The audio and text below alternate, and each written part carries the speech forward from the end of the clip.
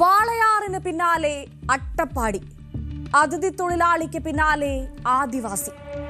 ആദിവാസിയെയും അതിഥി തൊഴിലാളിയെയും കാണുമ്പോൾ മോഷ്ടാവെന്ന് മുദ്ര കുത്തുന്ന മനോനിലയ്ക്ക് ചികിത്സ വേണം. പാലക്കാട് അട്ടപ്പാടിയിൽ ആദിവാസി യുവാവിന് ക്രൂര പീഡനം. ആൾക്കൂട്ട വിചാരണയ്ക്കിവിടെ അന്ത്യമില്ലേ?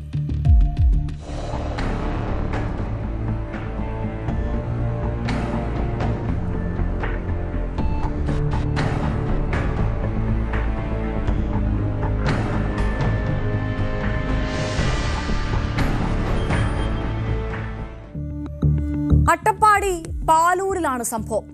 മോഷണം ആരോപിച്ച് ആദിവാസി യുവാവിനെ ക്രൂരമായി തല്ലിച്ചതച്ചു.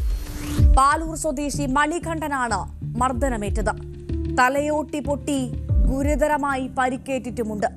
ശസ്ത്രക്രിയ കഴിഞ്ഞ് ആശുപത്രിയിൽ ചികിത്സയിൽ തുടരുകയാണ് യുവാവ്.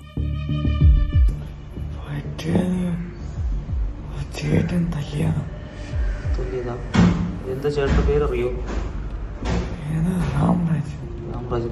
എന്തിനാ തല്ലിയത്? ഈ പേര് പെട്ടെന്ന് പറഞ്ഞിട്ടാണ് തല്ലിയത്.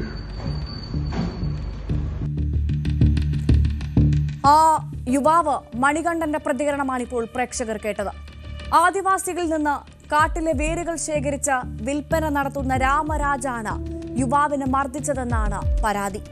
പരാതിയുമായി ചെന്നപ്പോൾ സാക്ഷിയും തെളിവുമില്ലെന്ന് പറഞ്ഞ് മടക്കി അയക്കാനാണ് പോലീസ് ശ്രമിച്ചതെന്ന് യുവാവിന്റെ അമ്മ പറയുന്നു. ആ അമ്മയുടെ പ്രതികരണമൊന്ന് കേട്ടുവരാം.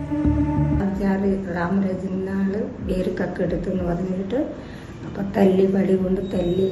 അപ്പം തല്ലിയപ്പോൾ പിറ്റേ ദിവസം ഇവന് കൊട്ടാൻ പോയി. അപ്പം ഞങ്ങൾ കറങ്ങിയില്ല.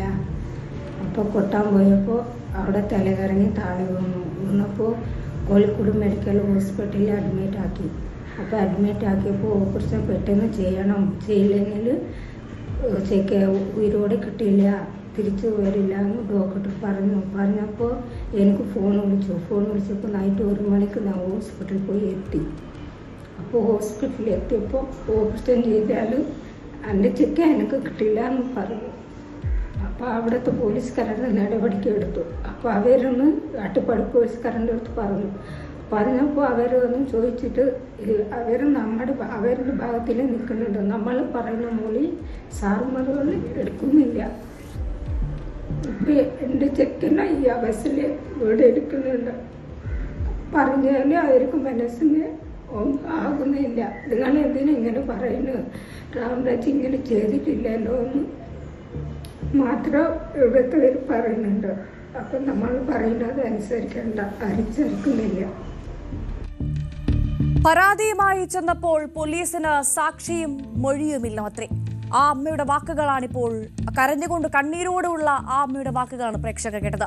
എന്തായാലും ഒടുവിൽ പാലൂർ സ്വദേശി രാജരാജനെതിരെ പുതൂർ പോലീസ് കേസെടുത്തെങ്കിലും ചുമത്തിയത് നിസ്സാര വകുപ്പുകൾ മാത്രം. കോഴിക്കോട് തെരഞ്ഞെടുപ്പ് പ്രചാരണത്തിനായി ആദിവാസി വാദ്യോപകരണം വായിക്കാൻ മണികണ്ഠൻ പോയിരുന്നു. 8-ാം തീയതി ഉച്ച കഴിഞ്ഞ് തളർന്ന് വീഴുകയും ചെയ്തു. തുടർന്ന് കോഴിക്കോട് മെഡിക്കൽ കോളേജിൽ പ്രവേശിപ്പിച്ചു. സംശയം തോന്നിയ ഡോക്ടർമാർ കോഴിക്കോട് പോലീസിൽ വിവരമറിയിച്ചു. പിന്നാലെയാണ് മർദ്ദന വിവരം പുറത്താകുന്നത്. അയാളെ അടിച്ചപ്പോൾ നീ അടുത്തൊന്നും കണ്ടോ? സാസി കാളി ഒന്നുമില്ലല്ലോ. അപ്പം നീ മൊഴി തന്നെ ഞങ്ങളിങ്ങനെ എടുക്കാം. നീ കണ്ടിട്ടില്ലല്ലോ എന്ന് 2 വർഷമൊന്നും എൻ്റെ അടുത്ത് ചോദിച്ചു. കോഴിക്കോട് ഹോസ്പിറ്റലിലേക്ക് വന്നിട്ടുണ്ടാകും. അതായത് തല്ലിയതിന് സാക്ഷിയില്ല, സാക്ഷി ഉണ്ടെങ്കിലേ ഞങ്ങൾ കേസ് എടുക്കുമെന്നാണ് പറയുന്നത്. സാക്ഷി ഉണ്ടെങ്കിലല്ലോ നമ്മൾ കേസ് എടുക്കും. സാക്ഷി ഇല്ലല്ലോ. സാക്ഷി ഇല്ലാതെ നീ എങ്ങനെ ഞങ്ങൾക്ക് പരാതി തരാം? നീ കണ്ടോ തല്ലപ്പോൾ? നീ കണ്ടിട്ടില്ലല്ലോ. ഞങ്ങൾ എങ്ങനെ പരാതി എടുക്കാൻ പറ്റും? ഞങ്ങൾ പരാതി എടുക്കില്ല. അങ്ങനെ പറഞ്ഞു. കൊടുത്തപ്പോൾ പിറ്റേ ദിവസം അവിടെ പോലീസുകാരെ വന്ന് അന്വേഷിച്ചു.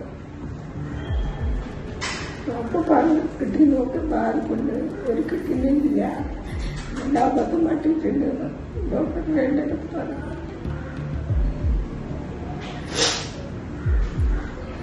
ഒരു ആവറേജ് ആൾ തല്ലിയിട്ടാണ് ഇങ്ങനെ സംഭവിച്ചതെന്ന് അപ്പോഴേ എടുക്കാറുണ്ട്. അടിച്ചിട്ടല്ലേ തലയിലൊക്കെ ബാധിച്ചതെന്ന് അപ്പൊ ഇവിടേക്ക് സാറുകൾ വന്നപ്പോൾ ഞാൻ പറഞ്ഞപ്പോൾ മണികണ്ഠന്റെ അമ്മയുടെ പ്രതികരണമാണ് കേട്ടത്. എന്തായാലും കഴിഞ്ഞ ദിവസമാണ് മോഷണ കുറ്റം ആരോപിച്ച് വാളയാറിൽ അന്യസംസ്ഥാന തൊഴിലാളിയെ ആൾക്കൂട്ട വിചാരണയ്ക്ക് വിധേയനാക്കി മർദ്ദിച്ചു കൊന്നത്. അതിന്റെ ഞെട്ടൽ മാറും മുൻപാണ് അട്ടപ്പാടിയിൽ ഇപ്പോൾ ഇതാ സമാനമായ സംഭവം റിപ്പോർട്ട് ചെയ്യുന്നത്. അന്യസംസ്ഥാന തൊഴിലാളികളെയും ആദിവാസികളെയും കാണുമ്പോൾ സംശയത്തോടെ നോക്കുന്ന മലയാളിയുടെ മനോനിലയിലാണ് മാറ്റം വരേണ്ടത്.